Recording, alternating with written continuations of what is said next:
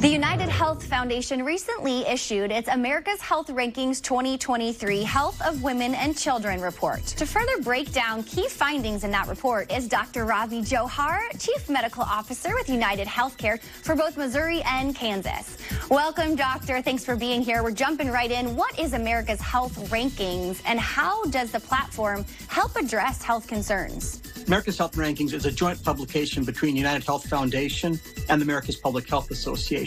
It looks at 80 different reports and different factors that go into women's and children's health, and then puts it together on a state-by-state basis to give lawmakers and policymakers, health officials, the ability to look and see how their state's doing compared to other states. And what would you say is the objective of this report?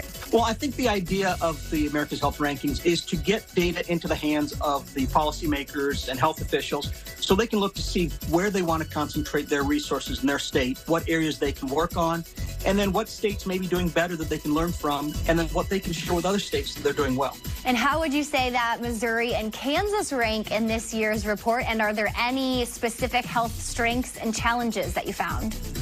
Sure. As with any other state, there's some things that both Missouri and Kansas are doing well, and there's a lot of areas for improvement, especially in Missouri, where Missouri ranks 38th out of 50 states and the District of Columbia. Some of the strengths of Missouri are there's a very low prevalence of unemployment among women, which is helpful. There is a large number of receiving adequate prenatal care, which is fantastic. And there's a high prevalence of adequate sleep among children, as well as high activity level, which goes along with their health. Some of the weaknesses or challenges, there's a high prevalence of chronic medical conditions among women. There's also a very poor pickup on WIC for kids 0 to 4. And there's a high prevalence of cigarette smoking during pregnancy and also in smoking in general among women in Missouri. Some other findings in Missouri is that maternal mortality has actually increased by 29% over the last year, and that there's children in poverty has decreased by 20%, which is good. Kansas is doing a little bit better. They're ranked 25th. So they're better than Missouri in that strength. There's a low percentage of low birth weight infants. There's also a low percentage of unemployment among women again. And there's a very high percentage of women receiving early and adequate prenatal care. There's also a lot of affordable housing for the families, which is great.